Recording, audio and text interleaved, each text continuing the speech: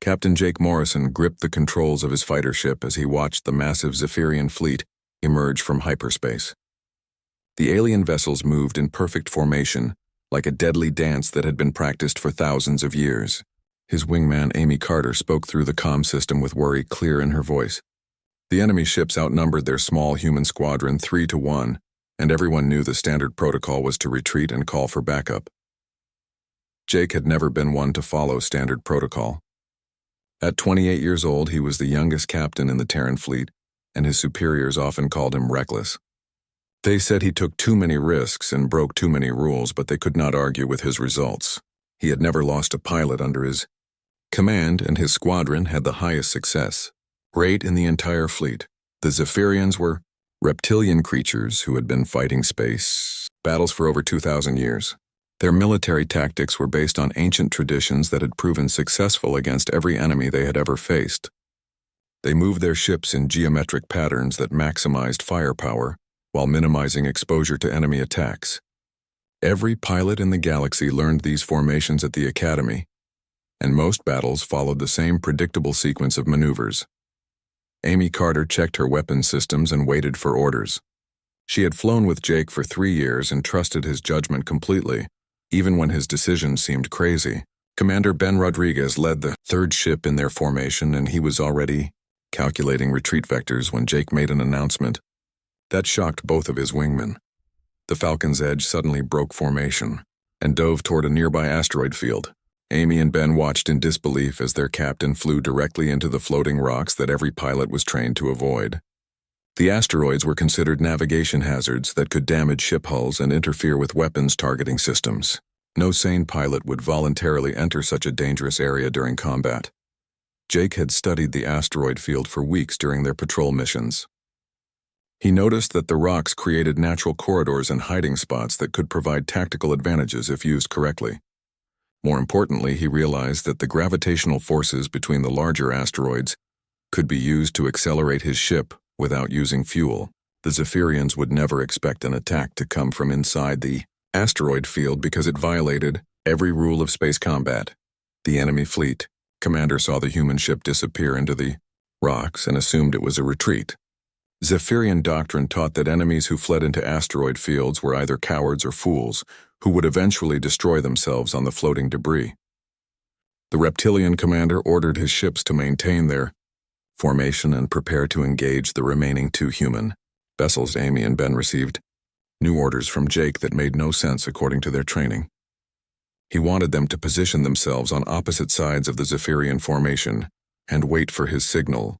When they questioned the strategy, Jake explained that he was going to use the asteroid field as both a weapon and a shield. His plan required precise timing and complete trust from his wingman. The Falcon's Edge moved through the asteroid field like a dart threading through a needle. Jake used the ship's maneuvering thrusters to bounce off smaller rocks and change direction in ways that would be impossible in open space. He calculated the gravitational pull from larger asteroids and used them to build momentum without the enemy detecting his engine signatures. The Zephyrians lost track of his position completely. Jake found what he was looking for near the center of the asteroid field. A massive mining station had been abandoned years ago after the ore deposits were exhausted. The station was still structurally sound, but it was slowly drifting through space with no power or crew. Most importantly, it was positioned perfectly between his location and the Zephyrian flagship. The enemy commander was growing impatient with the delay. Zephyrian military culture valued direct confrontation and honorable combat. Hiding in asteroid fields was considered cowardly behavior that brought shame to any warrior. The commander decided to demonstrate proper fighting technique by ordering a direct assault on the 2 remaining human ships. Amy and Ben followed their orders even though they did not understand the complete plan. They separated and took positions that seemed to leave them vulnerable to crossfire from multiple enemy ships. The Zephyrian formation began to adjust to target both human vessels simultaneously, using their traditional pincer movement. Jake activated his weapon systems and targeted the abandoned mining station. A single torpedo strike would not normally be enough to destroy such a large structure, but Jake was not trying to destroy it. He calculated the exact point where the explosion would cause the station to break apart and drift toward the Zephyrian fleet. The debris would travel in a predictable pattern that could be guided by additional weapons fire. The mining station exploded in a brilliant flash that lit up the entire asteroid field. Massive chunks of metal and machinery began floating toward the enemy formation at high speed. The Zephyrian commander realized too late that the human pilot had turned the asteroid field into a giant projectile weapon. Their point defense systems were designed to stop incoming missiles, not building-sized pieces of debris. Jake emerged from the asteroid field behind the main body of wreckage. His ship accelerated using gravitational assist from 3 large asteroids, and he fired continuous bursts from his plasma cannons. Each shot was carefully aimed to redirect pieces of debris toward specific enemy ships. The Zephyrians found themselves under attack from multiple directions, with no clear target to shoot back at. Amy and Ben received the signal they had been waiting for and began their own attack runs. The enemy formation was in chaos as ships tried to avoid the incoming debris, while also defending against the coordinated assault from 3 human fighters. The Zephyrian commander had never encountered tactics like these, and his traditional responses were completely ineffective. Within 30 minutes, the entire enemy fleet had been disabled or captured. Not a single human pilot was injured, and the Zephyrians surrendered when they realized their situation was hopeless. Jake Morrison had achieved something that military historians would later call impossible. He had defeated a superior force using nothing but creativity and an understanding of physics that went beyond conventional thinking. The victory was recorded by Alliance monitoring stations throughout the sector, and the footage was immediately transmitted to command headquarters. Military observers from dozens of different alien species watched the battle recordings with amazement and concern. Some saw the beginning of a new era in space combat, while others worried about the implications of such unconventional tactics. Jake Morrison had no idea that his simple tactical innovation would soon change the course of galactic history. The news of Jake Morrison's victory spread through Alliance space faster than any ship could travel. Communication relays carried the battle recordings to every major military installation and government center across hundreds of star systems. Within 48 hours, every admiral and general in the Galactic Defense Alliance had watched the impossible footage of 3 human fighters defeating an entire Zephyrian fleet. Admiral Helen Brooks received the initial report while reviewing standard patrol schedules at Earth Defense Command. She had known Jake Morrison since his academy days and remembered him as a brilliant but troublesome cadet who questioned everything his instructors taught him. Now she stared at tactical displays that showed combat maneuvers no textbook had ever described. The young captain had somehow turned an asteroid field into a weapon and used debris as guided projectiles with deadly precision. The Alliance Council called an emergency session on Nexus Prime within a week of the battle. Representatives from 47 different species gathered in the massive crystal chamber that had been the center of galactic government for over 3,000 years. The Veltar delegates arrived first, as always, moving in their perfectly synchronized formation like living geometric shapes. The aquatic Hydrothi came next in their water-filled transport pods, followed by dozens of other alien species, each with their own ancient traditions and customs. Ambassador Carthul of the Zephyrian Empire demanded an immediate investigation into what he called the unlawful conduct of human forces. The reptilian diplomat claimed that Jake Morrison had violated the sacred codes of honorable warfare that had governed military conduct since the end of the Great Devastation Wars 2 millennia ago. These codes existed to prevent the kind of total warfare that had nearly destroyed several civilizations in the distant past. The Veltar Council elder spoke with the harmonic voice that his crystal species used for formal proceedings. He explained that military doctrine had evolved over thousands of years to create predictable patterns of engagement that limited casualties and prevented conflicts from escalating beyond control. The human tactics demonstrated in the Vega sector represented a dangerous departure from established protocols that could destabilize the careful balance of galactic peace. Admiral Brooks found herself defending a subordinate whose actions she barely understood. She testified before the council that Captain Morrison had achieved a decisive victory with 0 casualties while facing overwhelming odds. The traditional approach would have required retreat and reinforcements, resulting in a larger battle with significant losses on both sides. The human method had actually reduced the overall level of violence and destruction. The Hydrothai representative raised concerns about the psychological impact of unpredictable tactics on military personnel. Their species had developed detailed behavioral models that allowed them to predict enemy actions with remarkable accuracy. Jake Morrison's approach seemed to rely on randomness and intuition rather than logical analysis. Such methods could be impossible to teach or replicate, making them unreliable for large-scale military operations. Jake Morrison himself was summoned to appear before the tribunal 3 days later. He arrived at Nexus Prime aboard a standard transport ship accompanied by Amy Carter and Ben Rodriguez, who had been ordered to provide supporting testimony. The three humans walked through the massive crystal corridors of the Alliance capital, feeling very small, among the towering architectural marvels created by species with millions of years of technological advancement. The tribunal chamber was designed to accommodate the physical needs of dozens of different alien species. Environmental controls maintained multiple atmospheric zones, while translation devices allowed real-time communication between beings who had evolved on completely different worlds. Jake found himself standing before representatives of civilizations that had been spacefaring since before humans had discovered fire. The prosecution began by presenting detailed analysis of Jake's tactics during the Vega sector engagement. Military experts from various species testified that his methods violated established principles of space combat that had been refined over countless generations. They argued that allowing such innovations could lead to an arms race of increasingly dangerous and unpredictable warfare techniques. Jake was given the opportunity to defend his actions using holographic battle simulators that could recreate any combat scenario in perfect detail. He demonstrated how traditional alliance tactics had become so standardized that any enemy could predict and counter them simply by studying historical battle records. The current military doctrine assumed that all combatants would think and act according to the same basic principles. But this assumption left major vulnerabilities. Amy Carter presented her detailed sensor recordings from the battle showing exactly how Jake had calculated gravitational forces and debris trajectories in real time.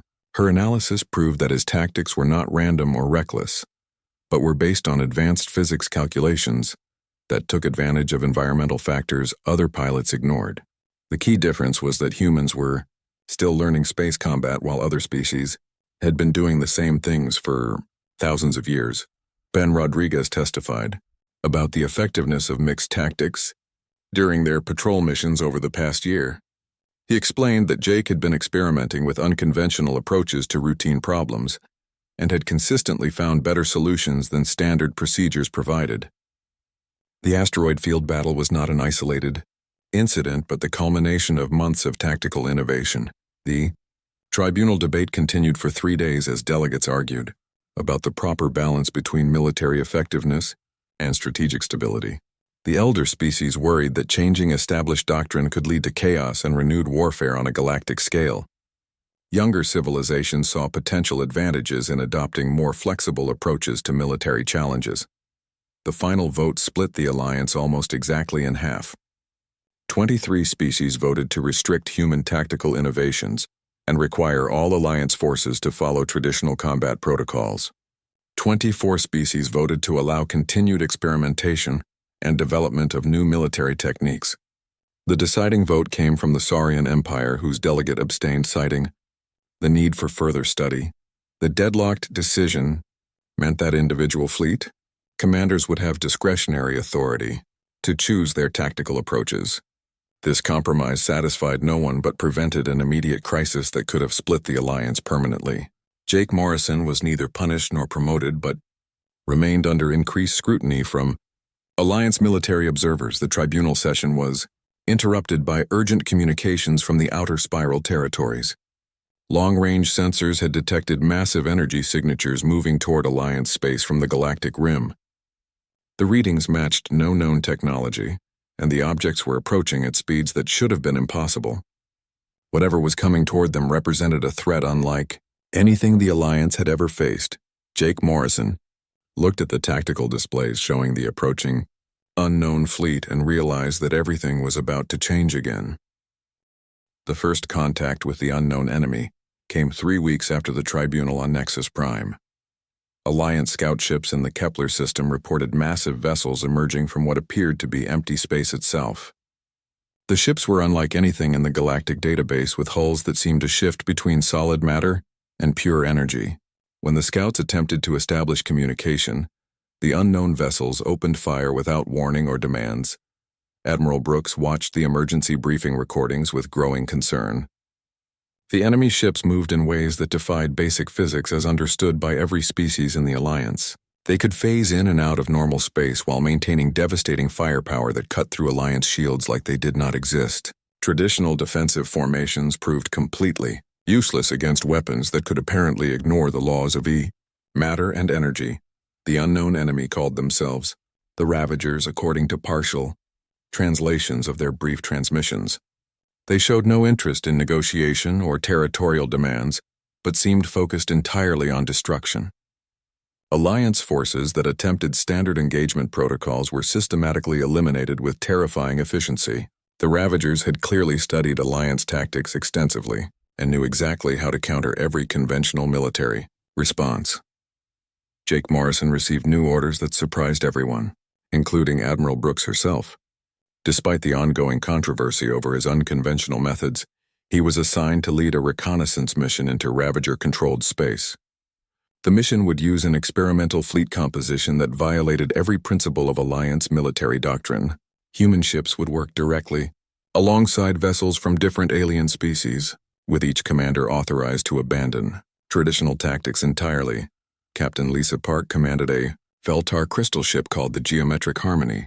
Her species thought in mathematical patterns and approached every problem through precise calculations and logical analysis. Working with humans required her to embrace concepts like intuition and spontaneous decision-making that felt completely foreign to her crystalline mind. She had volunteered for the mission because her own tactical simulations showed that traditional methods had zero probability of success against the Ravager's commander, Nick Sullivan, aboard the modified Hydrathi biovessel. Ocean's Dream faced similar challenges adapting to human tactics. His aquatic species relied on collective decision-making processes that could take hours to reach consensus on complex problems. Jake Morrison expected instant responses to rapidly changing battlefield conditions, which went against millions of years of Hydrathi evolutionary development. Yet Nick recognized that their survival might depend on learning these new approaches. The mixed fleet approached the Kepler system using travel routes that no Alliance manual recommended. Jake had studied Ravager attack patterns and noticed they always struck at locations where traditional fleets would be most vulnerable. By avoiding standard hyperspace lanes and approach vectors, the reconnaissance force hoped to achieve tactical surprise against an enemy that seemed to know their every move. In advance, Amy Carter served as tactical coordinator for the unusual fleet composition. Her job involved translating Jake's rapid-fire instructions into formats that alien crews could understand and implement. The Veltar needed mathematical formulas, while the Hydrathi required consensus-building discussions. Amy had spent weeks developing communication protocols that could bridge these fundamental differences in thinking styles. The first encounter with Ravager forces occurred near the outer planets of the Kepler system. 3 enemy vessels materialized directly in front of the Alliance reconnaissance fleet, using the phase-shifting technology that had proven so devastating in previous battles. Jake immediately ordered evasive maneuvers that made no sense according to standard doctrine, but his alien allies followed his commands despite their confusion.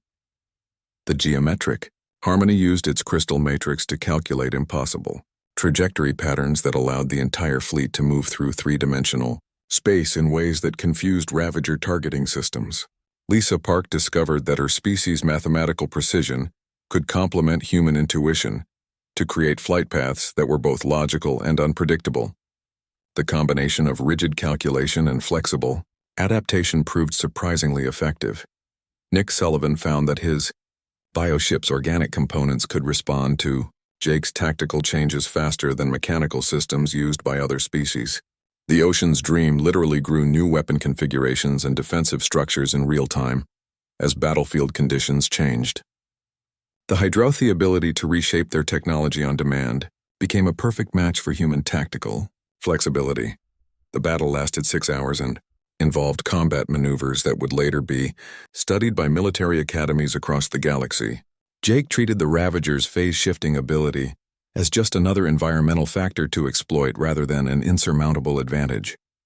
When enemy ships became incorporeal, he used the timing of their transitions to predict where they would rematerialize. Amy's calculations allowed the fleet to position weapons fire at coordinates where Ravager vessels would be forced to become solid again. The reconnaissance mission achieved its primary objective of gathering intelligence about Ravager capabilities and weaknesses. However, the victory came at a significant cost when intercepted. Enemy communications revealed the true scope of the threat facing the Alliance. The ships they had fought were merely advanced scouts for a main fleet that numbered in the thousands. Worse yet, the Ravagers had been monitoring Alliance military exercises for decades and had developed specific countermeasures for every traditional tactic Jake Morrison's unconventional approach represented. The first fighting method the Ravagers had not anticipated and prepared for. The enemy transmissions showed genuine surprise at tactics that did not match any patterns in their extensive databases of Alliance military behavior. This suggested that human innovation might be the key to survival, but it also meant that the entire burden of galactic defense could fall on the shoulders of the youngest and least experienced species in the Alliance. The return journey to Alliance space took 2 weeks and gave the mixed crew time to analyze their combat recordings.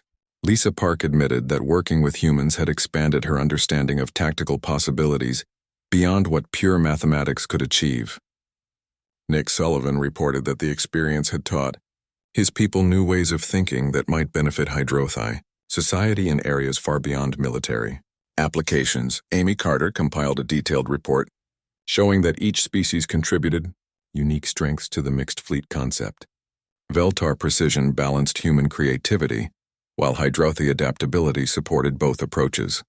The reconnaissance mission had proven that cooperation between different thinking styles could produce results that no single species could achieve alone. Jake Morrison studied the Ravager technology readings and realized that the enemy's greatest strength might also be their greatest weakness. Their adaptation to Alliance tactics was so complete that they might be vulnerable to approaches they had never encountered before. The challenge would be convincing the Alliance Council to embrace changes that went against thousands of years of military tradition when the survival of galactic civilization hung in the balance. The Alliance Council made a decision that shocked the entire galaxy within days of receiving Jake Morrison's reconnaissance report. Despite centuries of military tradition and fierce opposition from several member species, Jake was promoted to Strategic Fleet Coordinator with unprecedented authority to reorganize Alliance military doctrine. The announcement caused immediate political chaos as 3 major civilizations threatened to withdraw from the Alliance rather than accept human leadership in military affairs. Admiral Brooks found herself defending the controversial decision to reporters and diplomats from across known space. She explained that the Ravager threat represented an extinction-level event that required desperate measures and innovative solutions.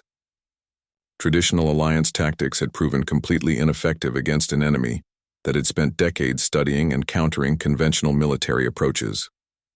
Human methods offered the only demonstrated success against Ravager forces. Jake Morrison began implementing changes that violated every principle of established military organization. He created training programs that paired human officers with alien crews, forcing both groups to learn completely new ways of thinking about space combat. The psychological challenges were enormous as species that had followed the same tactical doctrines for thousands of years were suddenly expected to embrace unpredictability and spontaneous decision-making. Amy Carter took charge of the new tactical innovation division with orders to develop hybrid fighting techniques that combined human creativity with alien capabilities.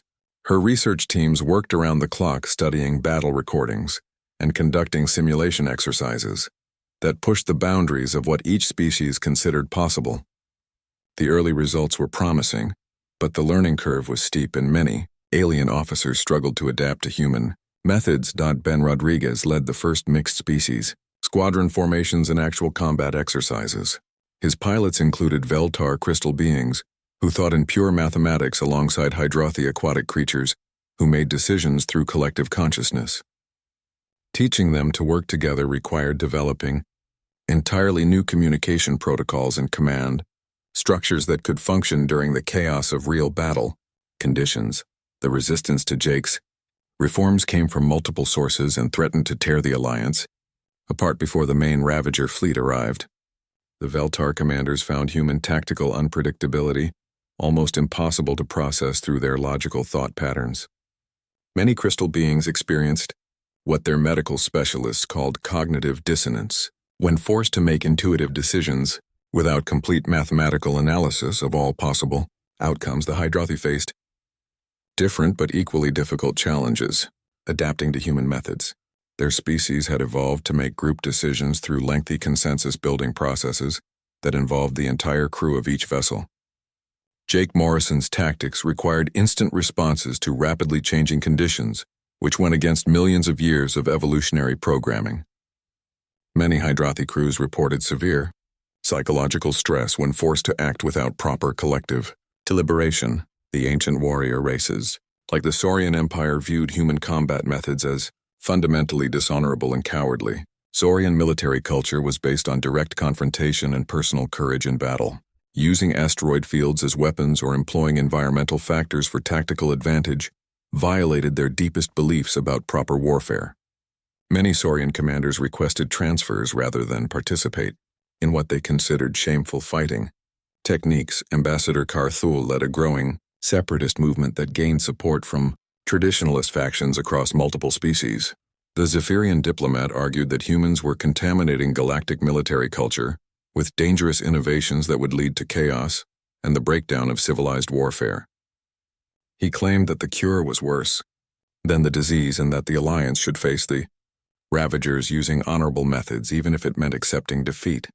The political crisis reached a breaking point when 7 star systems declared independence from the Alliance and announced their intention to defend themselves using traditional military doctrine. The separatist fleets were led by experienced commanders who had served with distinction for decades before refusing to accept human tactical leadership. They believed that courage and honor would triumph over technological superiority and alien cunning. Jake Morrison watched the intelligence reports with growing dread as Ravager advance forces systematically destroyed the separatist fleets exactly as his tactical models had predicted. The independent systems fell one by one with devastating casualties and no significant damage inflicted on the enemy.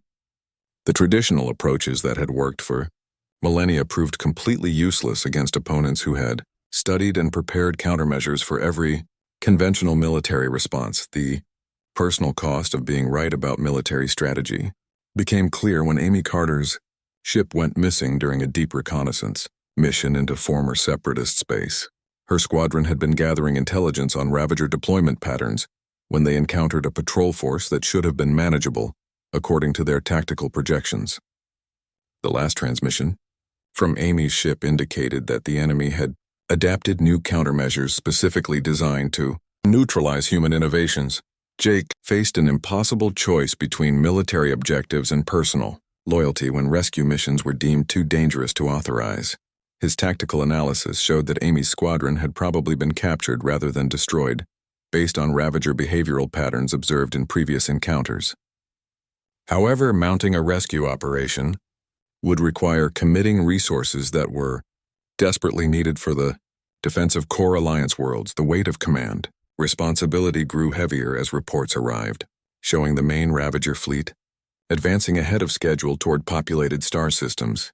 Jake's hybrid forces had achieved remarkable success in smaller engagements, but they remained vastly outnumbered and faced an enemy that continued to adapt and evolve their tactics.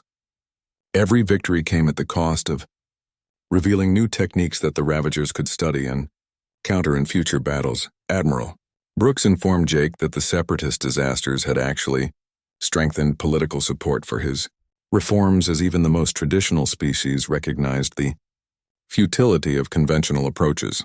However, the psychological trauma of watching Allied fleets destroyed had damaged morale throughout the remaining Alliance forces. Many crews reported nightmares and anxiety disorders as they contemplated facing an enemy that seemed unstoppable. The final intelligence reports arrived 3 months ahead of the predicted timeline, showing that the main Ravager invasion force would reach the Sol system within weeks rather than the expected 6 months. Jake Morrison realized that all his preparations and innovations might not be enough to save human civilization or prevent the collapse of the entire Galactic Alliance. The ultimate test of everything he had learned and taught was approaching faster than anyone had anticipated. The main Ravager fleet emerged from hyperspace at the edge of the Sol system like a dark storm cloud, blocking out the stars. Thousands of enemy vessels spread across space in formations that defied every principle of physics that Alliance scientists understood. Jake Morrison stood on the bridge of the flagship Unity, watching sensor displays that showed odds of 50-1 against his mixed Alliance forces. This would be the final battle that determined whether galactic civilization survived or fell to an enemy that had conquered everything in its path. Jake's strategy relied on everything he had learned about combining different species' strengths while maintaining the human gift for tactical adaptation.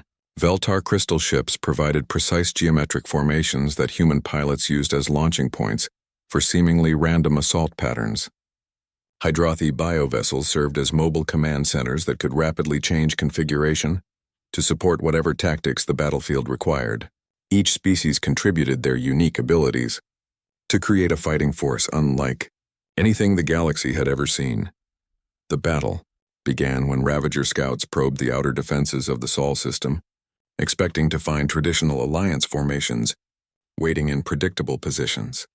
Instead, they encountered Lisa Park's Crystal Mathematics Squadron executing flight patterns that followed complex geometric equations, while simultaneously appearing completely chaotic to enemy targeting computers. The Veltar ships moved through three-dimensional space in ways that satisfied both mathematical precision and human unpredictability. Nick Sullivan's Hydrothi biofleet demonstrated the power of organic technology when properly directed by human tactical innovation. The living ships grew new weapon systems and defensive structures in real time as battle conditions changed. Hull plating reshaped itself to deflect enemy fire, while weapon pods relocated to firing positions that Ravager countermeasures could not predict.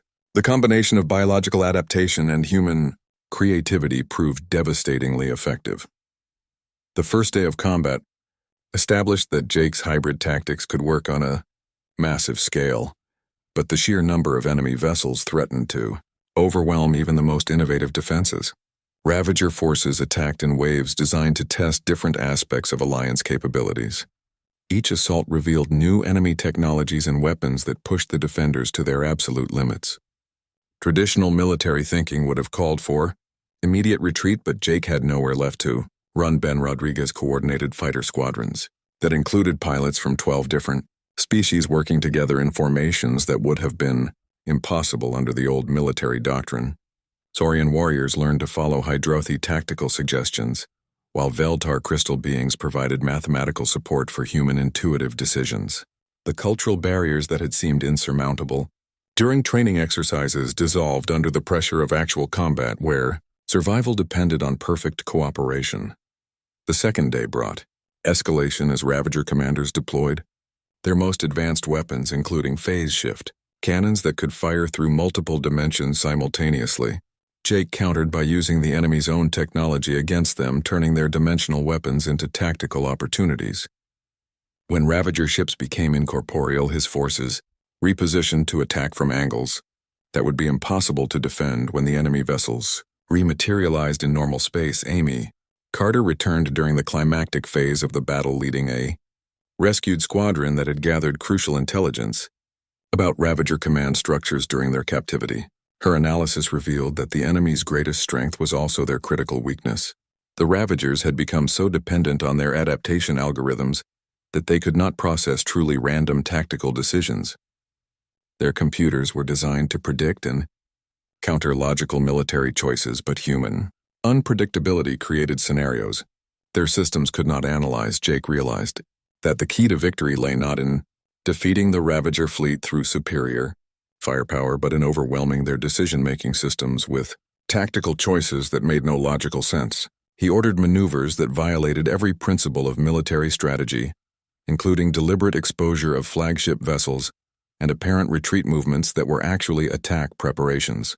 The Ravager computers tried to find patterns in behavior that was genuinely random and began making critical errors. The final assault came when Jake made the ultimate sacrifice by flying his ship directly into the heart of the enemy formation. The Falcon's Edge carried a complete database of all human tactical innovations, including techniques that had never been used in actual combat.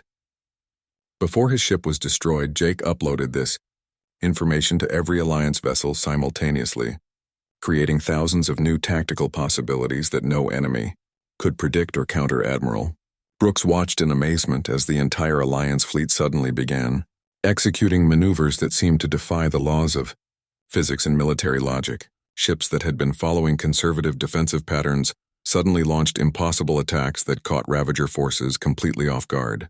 The enemy adaptation systems overloaded, trying to process too many unpredictable variables at the same time, causing widespread failures in their command networks. The Ravager fleet began to collapse as individual ships lost coordination with their central command structure.